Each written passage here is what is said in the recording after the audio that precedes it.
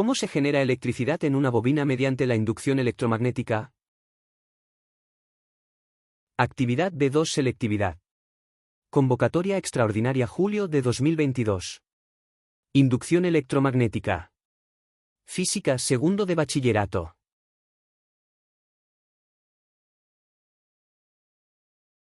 Bueno, lo leemos. El apartado A, como es habitual, es un apartado de razonamiento, o de teoría, o de ambas cosas, de razonamiento y de teoría. En este caso, nos hablan de la espiral conductora circular.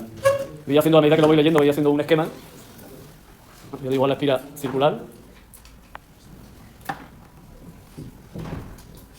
Que dice que gira alrededor de uno de sus diámetros. Yo supone esto ya lo dibujamos el otro día igual, me parece. Yo tomo uno de los diámetros, en este caso este diámetro, ¿vale? Y gira a su alrededor. Voy a suponer que gira metiéndose de esa manera. Si tuviésemos que hacer el giro ese, pues es que no tengo aquí una bobina circular, tendría que meter alguna. Pero bueno, si suponemos que la tablet gira, pues estaría girando respecto a una de sus, en este caso no es diámetro, porque esto no es circular, pero bueno, uno de sus diámetros. Con velocidad angular constante, voy a llamar esa velocidad angular constante omega, ¿vale? En una región donde hay un campo magnético uniforme perpendicular al eje de rotación. Voy a dibujar el campo magnético perpendicular, en este caso, la verdad es que me da igual, voy a dibujar hacia adentro, creo que el otro día lo poníamos para afuera, ¿no? Cuestión de que cada uno lo dibuje como le parezca. En este caso, yo supone que el campo magnético está dirigido hacia adentro del papel, es decir, perpendicular al eje de giro de la bobina, ¿vale?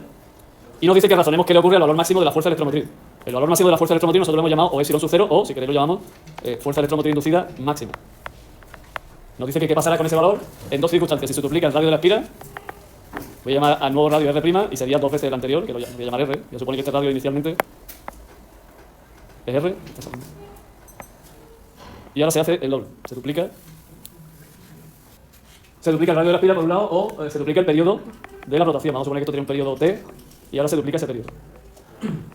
Esas son las dos circunstancias que nos dicen cómo cambiará la fuerza electromotriz máxima que se induce en la espiral. O la máxima fuerza electromotriz, como queramos llamar. Para saber eso, lo lógico sería primero deducir cuánto es esa fuerza electromotriz máxima. Lo vamos a deducir otra vez. Tenemos una situación similar a la de un alternador, en la cual vamos a aplicar, como es habitual, la ley de Lenz-Faraday. En la cual lo que tenemos es que la fuerza electromotriz inducida menos n, la derivada del flujo magnético respecto del tiempo. Lo que tenemos que escribir es el flujo magnético respecto del tiempo. Ya lo hemos escrito, insisto, no es la primera vez que hacemos esto, podríamos decir que ya es la cuarta, no lo sé ahora mismo qué número debe. El flujo magnético, ya sabemos que el producto escalar de B por S. Aquí no he puesto, evidentemente, si va para dentro del campo magnético, pues para que el ángulo inicial sea cero, voy a tomar que la superficie también vaya para dentro, ¿vale? Así que voy a dibujar la superficie, voy a dibujar de otro color para que quede un poco más claro, no sé si se verá mejor. Y la superficie ahora también va para dentro. Vector superficie lo tenemos dirigido también hacia dentro del plano del papel, del plano de la pizarra. Esto nos permite escribir B, módulo, superficie, módulo, y el coseno del ángulo que forma. El coseno del ángulo que forman, en este caso, va a ir cambiando con el hecho de que va cambiando ese ángulo, inicialmente cero, y va a ir adquiriendo un valor diferente, como el de un movimiento circular uniforme. No sé si acordáis de estas circunstancias. Lo podemos escribir como omega por t menos t sub 0, donde hemos tomado a partir de este momento el instante inicial con un ángulo igual a 0, ¿no?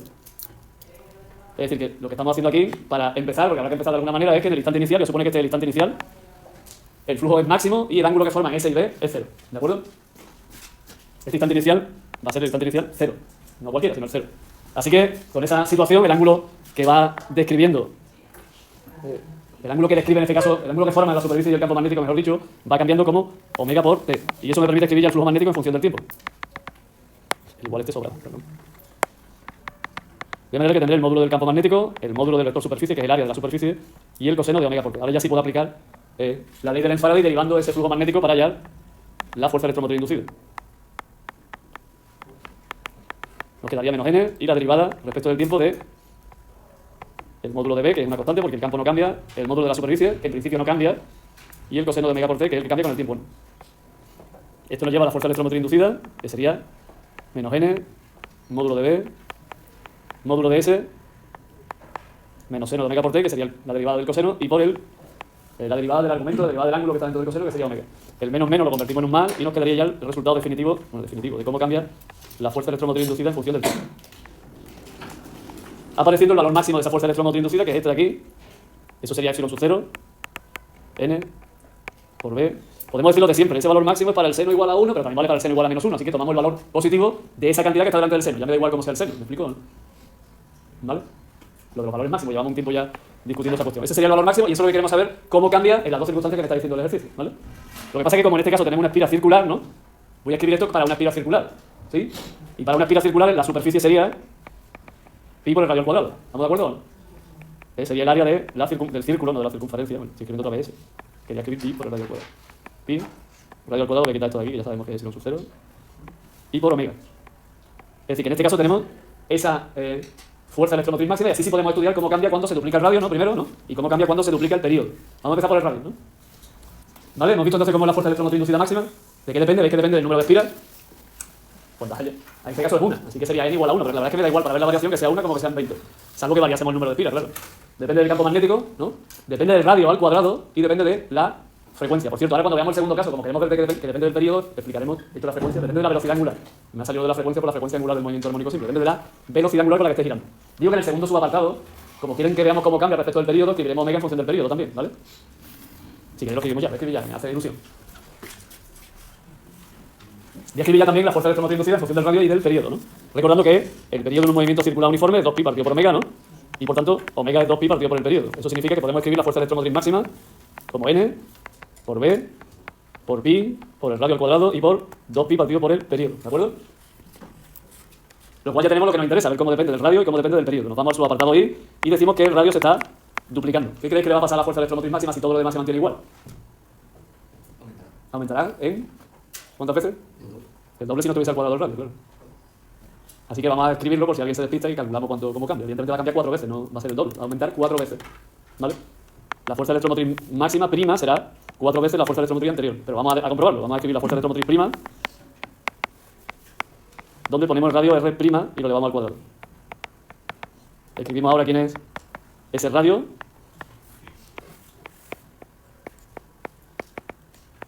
Escribo abajo el resultado.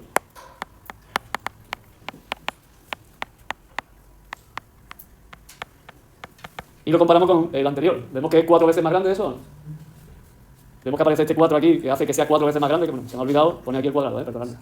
No sé si alguien se ha dado cuenta, pero me he olvidado poner. He puesto el 4, pero no he puesto el cuadrado. ¿Sabéis de cómo va a ser igual eso que eso? De aquí hay un cuadrado, se me ha olvidado poner. Vemos que es 4 veces mayor entonces, ¿o no? Así que, primera conclusión, que ya habíamos sacado sin tener que hacerlo, pero bueno, lo hemos hecho por si acaso alguien no lo ve. La fuerza electromotriz inducida máxima se multiplica por 4 si el radio de la esfera se hace 2 veces mayor, se hace el doble. Es decir, que es importante la superficie para la fuerza electromotriz inducida. Cuanto más superficie, más fuerza electromotriz inducida, ¿no?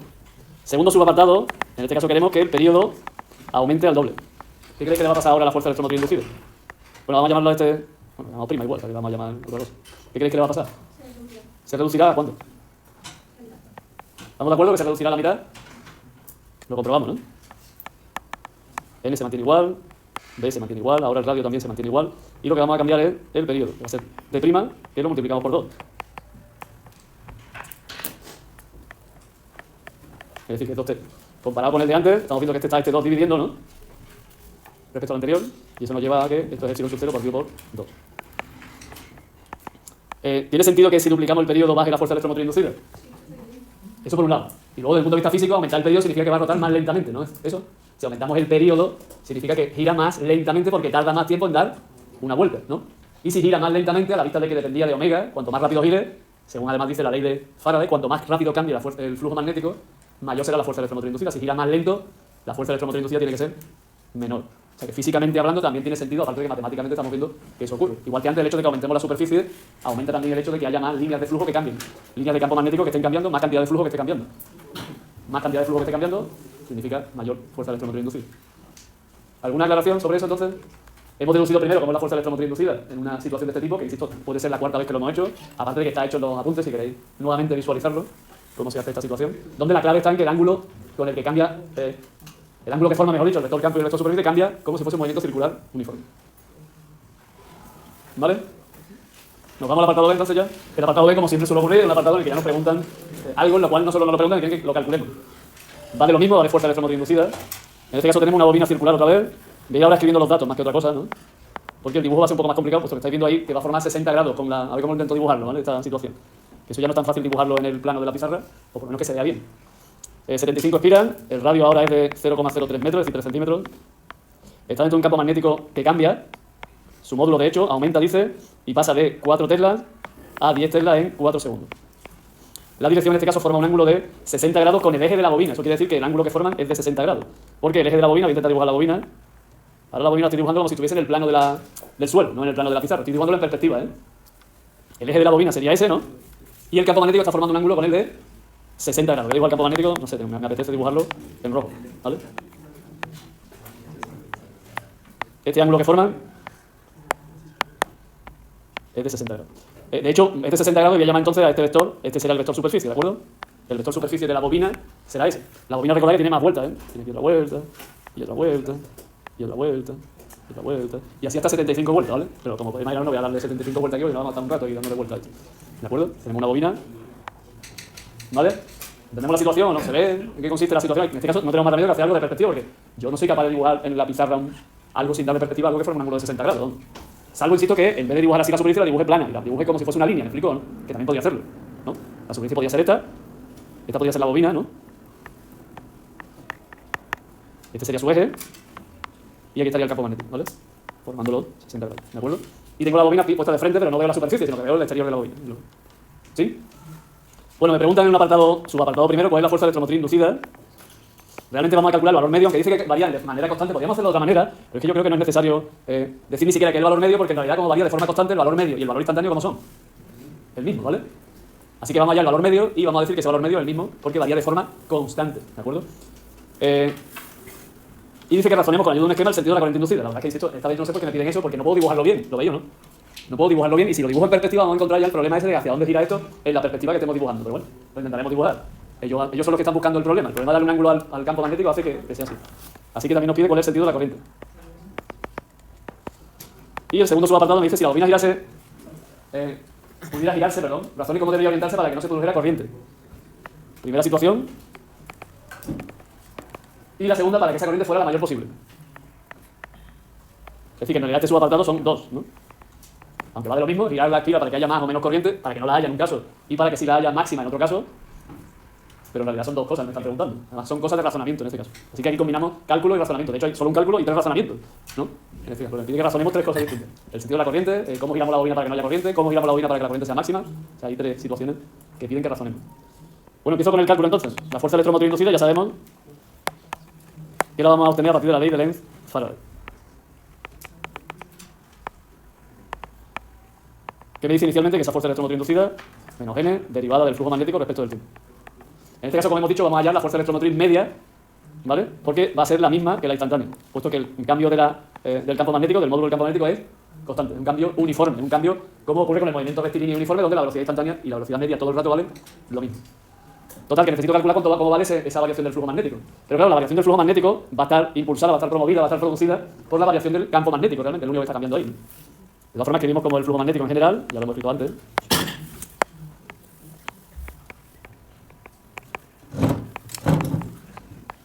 Módulo del campo magnético, módulo de la superficie, coseno del ángulo que forman. En este caso otra vez la superficie es una superficie circular, así que vamos a poner pi por el radio al cuadrado.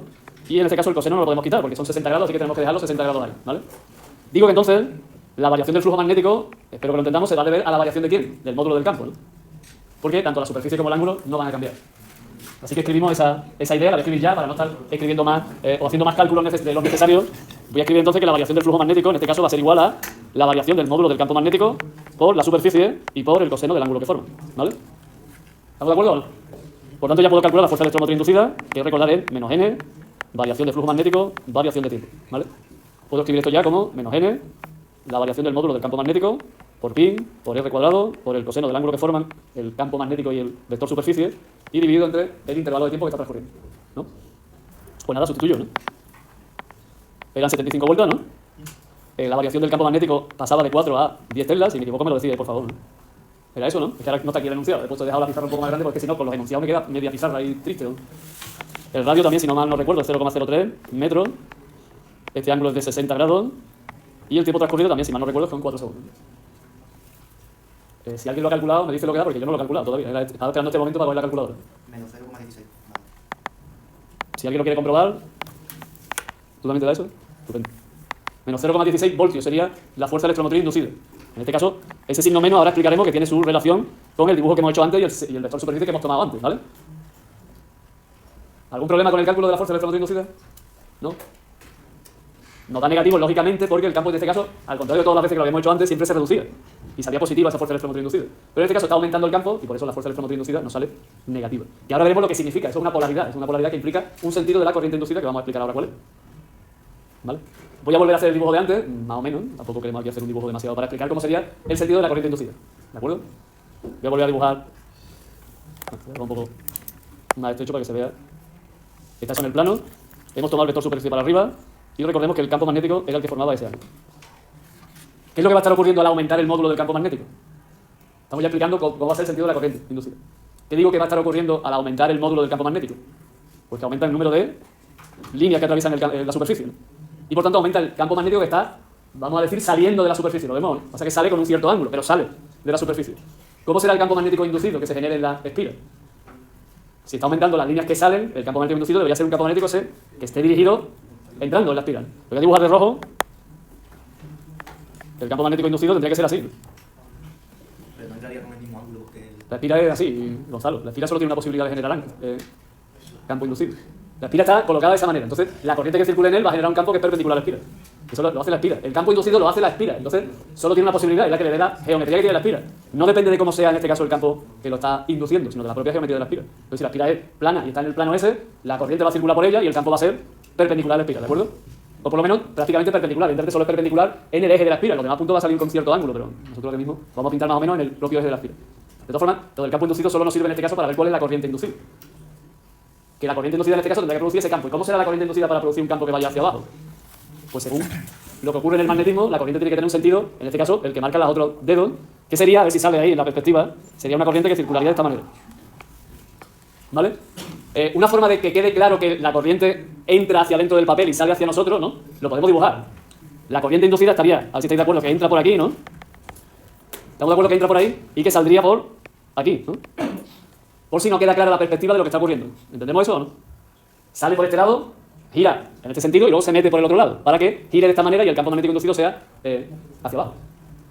¿Sí o no?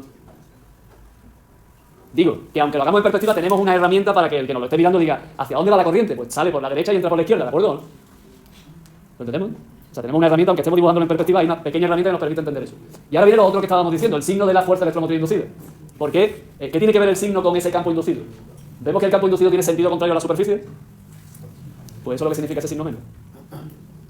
Si el campo inducido, echad un vistazo si queréis cuando podáis a los problemas anteriores que hemos hecho, y veáis que el campo inducido cuando sale la fuerza electromotriz positiva tiene el mismo sentido que la superficie. Creo que lo hemos dicho alguna vez, ¿eh? Es decir, que este signo menos que está apareciendo aquí tiene que ver con que el campo inducido tiene sentido contrario a la superficie. Superficie que nosotros hemos tomado para arriba porque nos ha salido de las narices, valga la expresión. Porque así hemos escrito que forma coseno de 60 grados, porque si hubiésemos tomado la superficie para abajo, ya el ángulo exactamente no sería de 60 grados, sería diferente, ¿vale? Y eso cambiaría el signo de todo lo que hemos hecho antes. Si pongo coseno de 60 grados, me sale un coseno que vale, porque tiene signo positivo, pero si pongo el coseno de 120 grados, que sería el otro, saldría negativo. Entonces la fuerza electromotriz me saldría positiva, porque estoy tomando la superficie en el mismo sentido que el campo inducido. ¿Entendemos eso? Es decir, que el signo de la fuerza electromotriz inducida, que tiene que ver con la superficie, vector, el sentido que hayamos tomado, también tiene que ver con el sentido que tiene el campo inducido, respecto de esa superficie. Respecto de ese vector superficie, para que sea más claro eso. ¿Sí? Nos vamos entonces al subapartado 2 ya para razonar qué tenemos que hacer para conseguir que no haya corriente o para conseguir que la corriente sea la máxima posible. ¿Qué tendremos que hacer para que no haya corriente?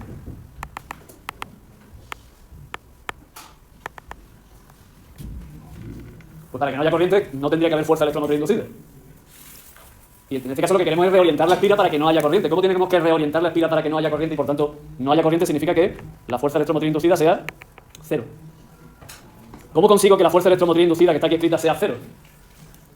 El ángulo que forma la superficie con el campo. Tiene que ser de 90 grados. El ángulo que tiene que formar el vector superficie con el campo, ¿no? El coseno del ángulo tiene que ser cero, ¿no? No nos queda esa opción. Y por tanto, el ángulo tiene que ser de 90 grados. El ángulo que forma, repito, superficie, vector con campo magnético. Dicho de otra manera, que el campo magnético esté paralelo a lo que es la propia superficie, ¿no? Voy a intentar dibujarlo, a ver si soy capaz. El campo magnético voy a tratar de mantenerlo en la misma dirección, a ver si lo puedo mantener, ¿no? El campo magnético estaría en esa dirección. ¿Cómo tengo entonces que reorientar la superficie? Pues la superficie tendrá que estar así, ¿no? Para que el vector superficie ahora forme ¿qué? 90 grados. Y todas las líneas de campo, como estáis viendo, ¿no? No atraviesan la superficie, sino que están paralelas. No hay flujo magnético, ¿lo veis, no?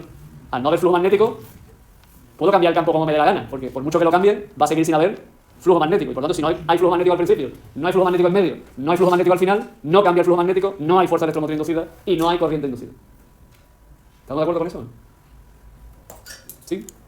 Y ya la otra pregunta también se responde con el mismo razonamiento, ¿no? ¿Cómo puedo conseguir que la corriente sea máxima?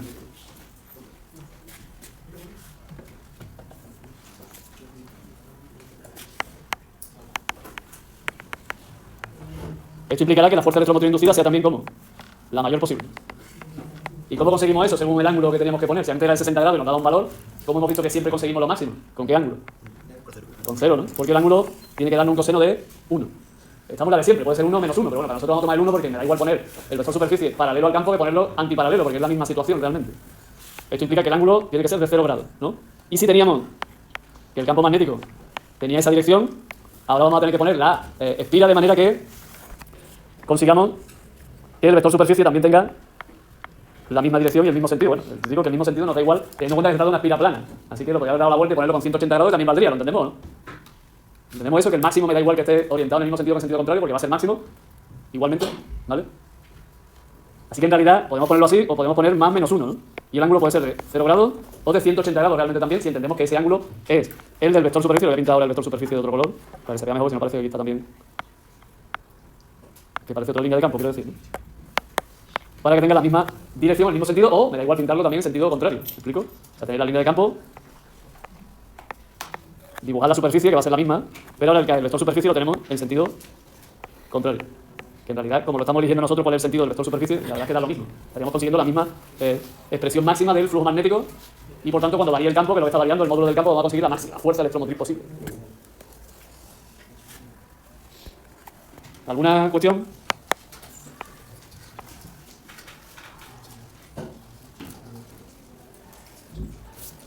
¿Alguna aclaración, entonces? Bueno, ese era el último ejercicio que queríamos ver. Ya habríamos terminado de hacer todos los ejercicios que corresponden a la selectividad del año pasado, tanto de junio como de julio, ¿vale? Que tenía que ver con el electromagnetismo. Ya habíamos hecho algunos de los ejercicios que tenían que ver con la electrostática.